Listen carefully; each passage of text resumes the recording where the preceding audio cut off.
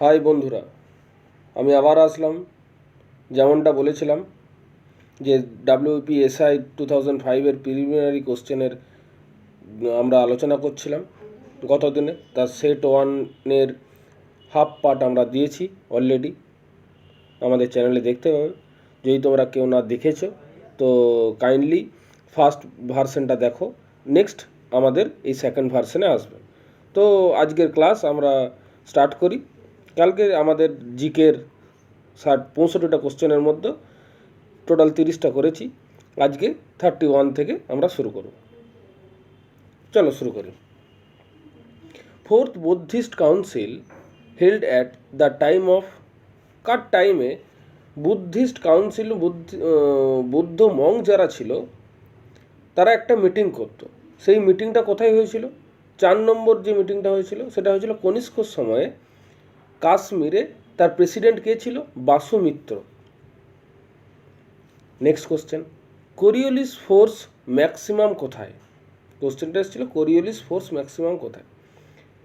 এখন Coriolis force maximum হচ্ছে পোলে, আর zero কোথায়? ইকুয়েটারে। কোরিওলিস ফোর্সটা কি? কোরিওলিস ফোর্সটা হচ্ছে পৃথিবী যে ঘুরছে তার সাথে যে অ্যাটমসফিয়ারটাও তার সারাউন্ডিংভাবে ঘুরছে, সেই ফোর্সটাকে বলা হয়, যে ফোর্সে ঘুরছে সেই ফোর্সটাকে বলা হয় কোরিওলিস ফোর্স। তো এটা সব থেকে বেশি কোথায়? ম্যাক্সিমাম কোথায়? পোলে। আর জিরো কোথায়? শূন্য কোথায়? ইকুয়েটারে। নেক্সট কোশ্চেন কি, which layer of atmosphere nearest to the earth surface? আমাদের ভূপৃষ্ঠের সব থেকে কাছের বায়ুমণ্ডলের স্তরটা কোনটা? সেটা হচ্ছে ট্রপোস্ফিয়ার। নেক্সট কোশ্চেন কি, 34-এ কি বলছে? DNA to mRNA is formed through which process? DNA থেকে এমআরএনএ হতে গেলে কোন প্রসেসে, কোন রাস্তা দিয়ে গেলে সেটা ডিএনএ থেকে এমআরএনএ হবে? সেটা কোন রাস্তা? ট্রান্সক্রিপশন। 35-এ কি বলছে? The resistance of a 220 volt and 100 watt bulb. এটা একটা ম্যাথস টাইপের ছিল, প্রবলেম টাইপের ছিল। তো এটাকে সলভ করার জন্য দুটো ফর্মুলাকে কাজে লাগাতে হবে। সেটা কি? পি ইকুয়ালস টু ভিআই, আর একটা ভি ইকুয়ালস টু আইআর। আর কি? রেজিস্ট্যান্স মানে রোধ, পি পাওয়ার, ভি হচ্ছে ভোল্ট।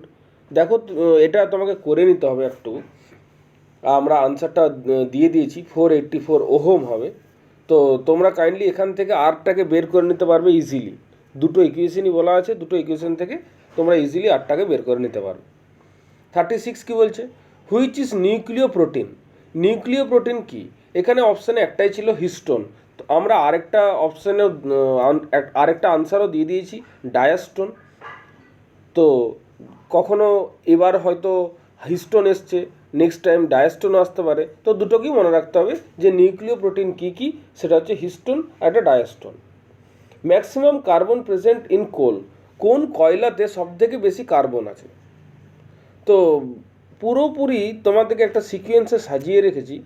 অ্যান্থ্রাসাইট, তার থেকে কম একটুকু আছে বিটুমিনাসে, তার থেকেও একটুকু কম কার্বন আছে লিগনাইটে, তার থেকেও একটু কম কার্বন আছে, সব থেকে কম আছে কোন কয়লাতে? সেটা হচ্ছে পিট কয়লাতে।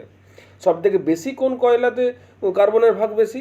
সেটা হচ্ছে অ্যান্থ্রাসাইট কার্বনে, অ্যান্থ্রাসাইট কোলে। G4 কান্ট্রিজ, কারা কারা G4 কান্ট্রিজ? আমরা নাম শুনেছি G7 কান্ট্রিজ। তোমরা কাইন্ডলি, এটা কোশ্চেন রইল, G7 কান্ট্রিজটাতে কে কে আছে, মেম্বার কে কে আছে? কাইন্ডলি তোমরা আমাদেরকে কমেন্টে জানাবে। তো G4 কান্ট্রিতে কে কে আছে? India, Brazil, Japan, Germany. এখানের মধ্যে যে কেউ একজনের হয়তো অপশান থাকবে যে এ আছে, তো তোমাকে সেই অপশান থেকে চুজ করে নিতে হবে। বা এমনও হতে পারে যে G4 কান্ট্রিজ মেম্বার কে নয় এখানের মধ্যে, সেটার থেকে তোমাকে বাছাই করে বের করতে হবে। 39-এ কি বলছে? First Indian to score a triple century in a test match. Test cricket ম্যাচে ট্রিপল সেঞ্চুরি, তৃতীয় শতক রান কে করেছিল? 3 শতক রান কে করেছিল? বীরেন্দ্র সেহবাগ ফার্স্ট করেছিল 2004-এ পাকিস্তানের এগেনস্টে। পাকিস্তানের বিরুদ্ধে বীরেন্দ্র সেহবাগ 2004-এ ট্রিপল সেঞ্চুরি করছে, মানে 300 রান করছে। 323 মেবি এরকম কিছু একটা রান করেছিল বীরেন্দ্র সেহবাগ। 40 নম্বর কোশ্চেন কি বলছে? Directive principle of state policy or DPSP কোন পার্টে কোন অংশে ইন্ডিয়ান কনস্টিটিউশনে অথবা ভারতের সংবিধানে আছে ডিপিএসপি? সেটা আছে 4th পার্টে। আর্টিকেল কত থেকে কত এটা আমরা এক্সট্রা ইনফরমেশন দিয়েছি আমি। আর্টিকেল 36 থেকে 51। 41 কী বলছে? কালাজ্বর অর ব্ল্যাক ফিভার। কালাজ্বরও থাকে অনেক সময় অনেক কোশ্চেনে, ব্ল্যাক ফিভারও থাকে অনেক সময় অনেক কোশ্চেনে। তো দুটোই একটাই জিনিস, কালাজ্বর ব্ল্যাক ফিভার। তার জন্য আমরা স্ল্যাশ দিয়ে সেটাকে আরেকটা লিখে দিয়েছি। কালাজ্বর এসেছিলো কোশ্চেনে, কিন্তু অনেক জায়গাতে ব্ল্যাক ফিভারও থাকে। তো kala-azar or black fever is spread by, ছড়ায় কার দ্বারা? কালাজ্বর বা ব্ল্যাক ফিভারটা কার দ্বারা ছড়িয়ে যায়? সেটা হচ্ছে স্যান্ড ফ্লাই। একটা মাছি আছে, সেটাকে বলা হয় sand fly. Is caused by infection with, এটাকে তুমি একটা লেইশমানিয়ার, একটা প্যারাসাইট, একটা প্রোটোজোয়ার থেকে এই মাছিটা চারিদিকে ছড়িয়ে ফেলে। 42 নম্বর কী বলছে? First generally accepted laboratory synthesis of a naturally occurring organic compound from inorganic material. কোন অর্গানিক যৌগটা ইনঅর্গানিক মেটেরিয়াল থেকে নিয়ে ফার্স্ট জেনারেলি অ্যাকসেপ্ট করা হয়েছিল ল্যাবরেটরিতে, যে ফার্টিলাইজারের জন্য ইউজ হবে কি না? সেটা হচ্ছে ইউরিয়া। 43 কী বলছে? Oil pastel photo is blackened with time due to the presence of, দেখবে কিছু কিছু ছবি আছে অয়েল পেস্টেল ছবি, সেগুলো অনেক সময় কালো হয়ে যায়। কেন কালো হয়ে যায়? তার কারণ হচ্ছে প্রেজেন্স অফ, কার প্রেজেন্টের জন্য, কার উপস্থিতির জন্য হয়? সেটা হচ্ছে হাইড্রোজেন সালফাইড। বাতাসের মধ্যে, বায়ুমণ্ডলের মধ্যে হাইড্রোজেন সালফাইড থাকার কারণে ওই অয়েল পেস্টেল ছবিগুলো সেগুলো একটু কালচে ভাব হয়ে যায়। 44 কী বলছে? Clinical thermometer is a, clinical থার্মোমিটারের রেঞ্জটা কত? 95 ফারেনহাইট টু 110 ফারেনহাইট। 45 কী বলছে?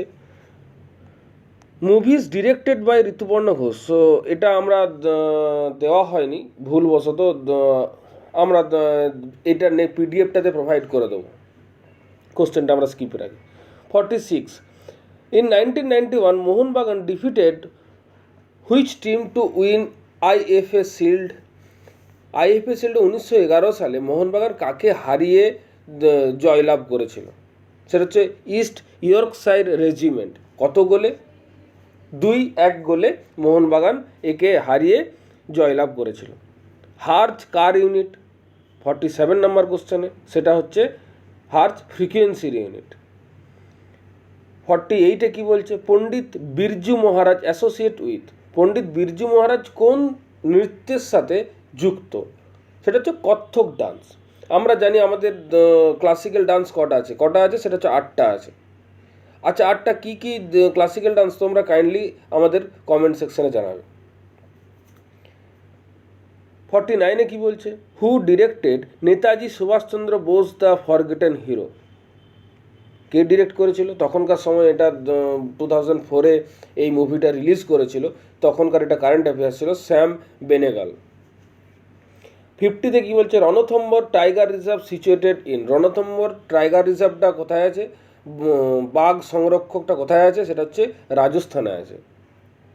52-এ কী বলছে? Who started patta and কাবুলিয়াত?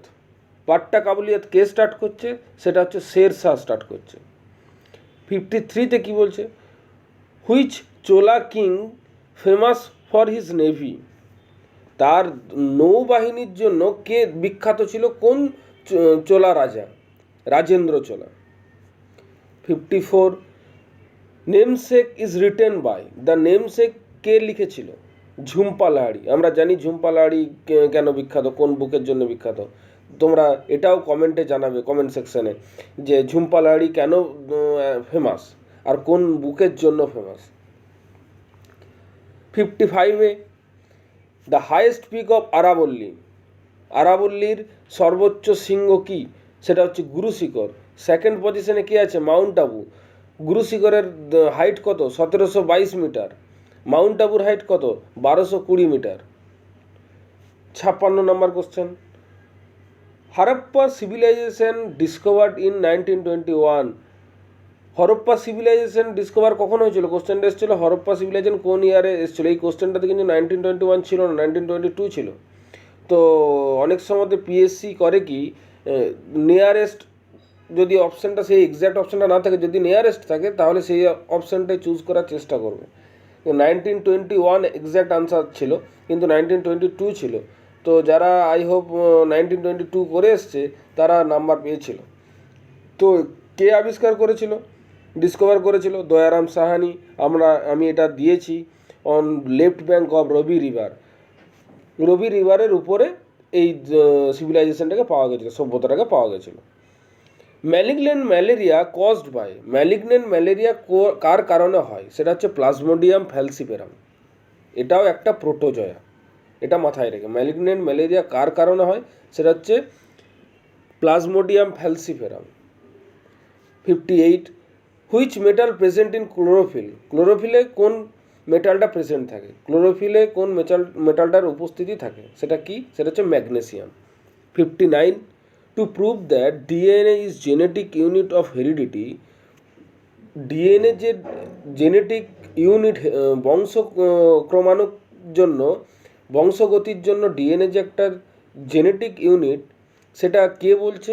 হার্সে and Chase use a virus, একটা ভাইরাস ইউজ করেছিল হার্সে এবং চেজ জেনেটিক ইউনিটটার ডিএনএ যে জেনেটিক ইউনিট বংশ পরম্পরার জন্য, সেটা কোন ভাইরাসটা দিয়ে ব্যবহার করেছিল? সেটা হচ্ছে bacteriophage. Question number 60, which of the following article is for state emergency?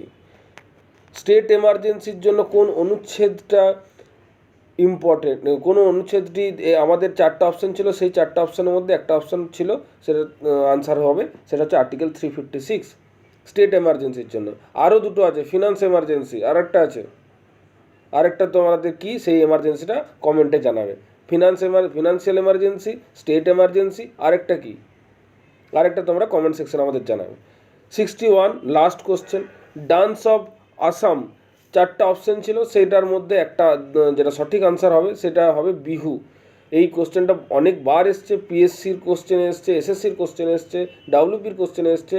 Bihu dance কোথার থেকে হয়, এরকমও বলে যে বিহু ডান্সটা কোন স্টেটের, সেটা তখন তোমাদেরকে বলতে হবে যে আসামের।